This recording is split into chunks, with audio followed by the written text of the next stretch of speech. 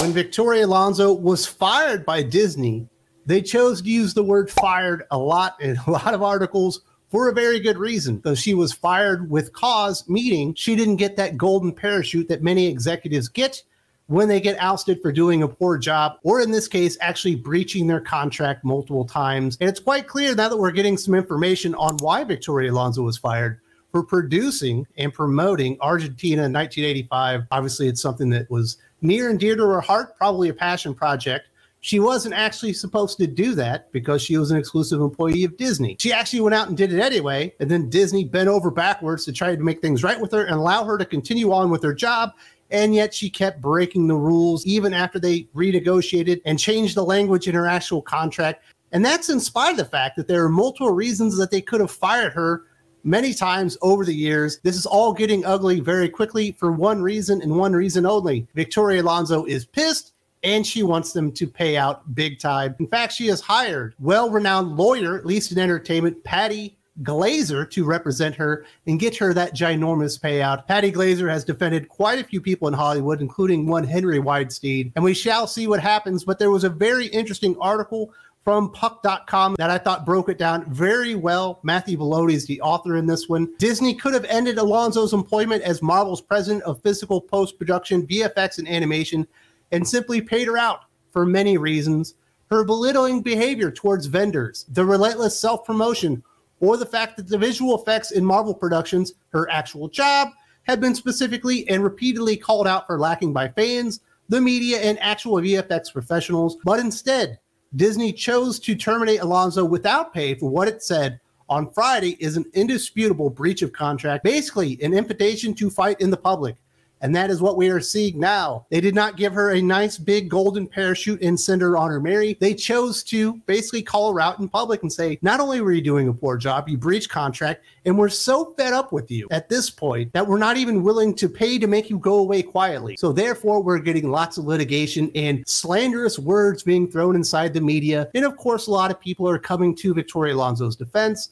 You know, she's an immigrant, female, powerful executive in Hollywood. We don't see a lot of those from South America. She also happens to be openly LGBT and absolutely is painting a very sympathetic picture that she was somehow silenced by Disney. But if you think about that, it doesn't make a whole lot of sense. But if you actually listen to the stories that have been told over the not too distant past about her behavior towards vendors and people working within VFX, it is not very flattering. And if you actually watch the movies, basically all of Phase 4 and obviously the first chapter of Phase 5 in the MCU, her job performance has actually been very, very poor, but Disney still wanted to keep her on. They liked her. Apparently, it wasn't enough that she was bad at her job. She actually went out there and breached her contract, and this is what Disney did. It wasn't until mid-2021 when Alonso's employment agreement was last renegotiated that Disney found out she was producing a side project, Argentina 1985, for Amazon Studios. Disney's Alan Bergman and Marvel's Kevin Feige were super annoyed at yet another example of Alonso's prioritizing her personal endeavors over the company, and the bad precedent it would set for other Disney executives. But not wanting to poke a hornet's nest and acknowledging Alonso's 17 years at Marvel, Disney let her keep her name on the project while specifically inserting language in her deal that prohibited her from promoting Argentina 1985. I don't know if you know this, but there was the Oscars just a few weeks back, and Victoria Alonso was there. Argentina 1985 was nominated for some Oscars, and I believe Black Panther Wakanda Forever was as well. And she showed up on the red carpet in support of Argentina 1985 and not supporting Disney's Black Panther Wakanda Forever production and its multiple nominations for award seasons. I wonder why these guys were so annoyed with her grandiose behavior and constantly promoting herself above the brand itself, because that was her modus operandi. It didn't matter that she was bad at her job. They weren't trying to wash out the woke from Disney. They simply got fed up with her breaching her contract over and over and over again, and had gone out of their way to make things right and allow her to do something she wasn't allowed to do, with new parameters involved so she could focus on Disney productions and the VFX, which are struggling mightily in the MCU and she chose to ignore them anyway, flying all over the world, doing promotion and interviews, all in support of Argentina in 1985, while movies like Ant-Man and the Wasp: Quantumania absolutely flounder and flop at the box office, in large part due to very, very poor VFX quality. I think we've all seen that picture of MODOK by now, and no, that is not a Photoshop. That is actually what they put on the big screen under Victoria Alonso's guidance as the overall supervisor of the MCU itself. So how are Victoria Alonso and her attorney, Patty Glaser, going to spin this to where somehow Victoria Alonso actually deserves a nice, big, juicy, fat payout for being wronged by Disney in this entire process? This is what Alonso's attorney, Patty Glaser, said. Victoria, a gay Latina who had the courage to criticize Disney, was silenced. Then she was terminated when she refused to do something she believed was reprehensible. Disney and Marvel made a really poor decision that will have serious consequences. There's a lot more to this story, and Victoria will be telling it shortly in one forum or another. Matthew Bologna of Puck.com retorts, okay, that's interesting. So what was this reprehensible act? Team Alonso declined to tell me, no doubt wanting to use public disclosure in a potential lawsuit for leverage. But until we know, speaking out about Florida at a GLAAD event seems a little bit of a misdirect. After all, the only person who would have been pissed about that, former CEO Bob Chapek, is no longer at the company. Yes, Victoria Alonso certainly put Disney and Bob Chapek in the limelight when she went to the GLAAD conference and said, silence is death. You cannot be silent because Florida's legislative branch is making laws and passing it like they're supposed to do. And it doesn't matter what Victoria Alonso or anyone else thought. That's what they decided to do for that state, and that was their prerogative. And she decided to call out the CEO publicly and very personally, I might add.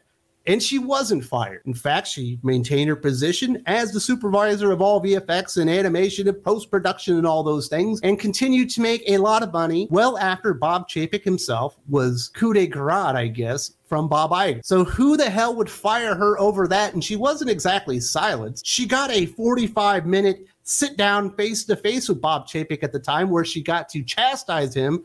And of course, he eventually came out publicly supporting what Victoria Alonso had to say and ended up costing his company billions of dollars in the process by basically being an idiot, being led around by another bigger idiot. It was basically what happened, but there's really nothing personal there anymore, at least. Bob Chapek is gone. Disney has their stance, and it was opposed to the Florida law, which is what Victoria Alonso was pressuring them to do publicly anyway. So she ended up getting her way, and then she breached her contract. So it's going to be very difficult. And they can go out in public and say all they want, and they can use slanderous terms and try to paint Victoria Alonso as this poor, defenseless LGBT woman that was just persecuted in Hollywood, when it's clear, when you actually look at the details and what lengths Disney went to, that they try to do everything in their power to keep her at their company. They did not want to fire Victoria Alonso for any reason. She breached contract. They renegotiated and changed the language in the contract so she could do the thing that was actually in breach of contract.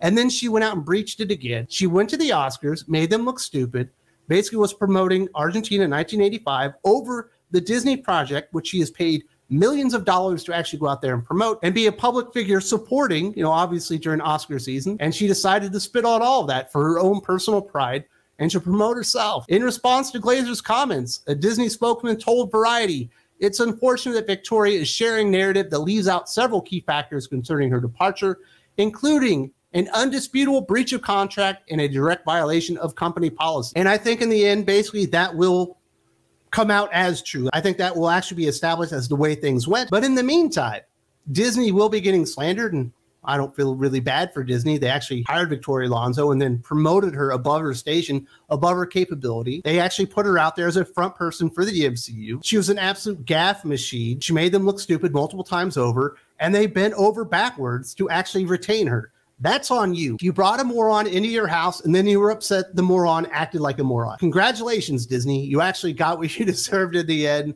Of course, there was a lot of shock in response to the initial firing. It really did come out of nowhere. Not even Victoria Alonso saw this one coming, but Aaron Sparrow and I were very happy to see it happen. These were our initial responses to the firing and why we think it should have happened a long, long time ago. If you haven't seen this video, there's also a link in the video description.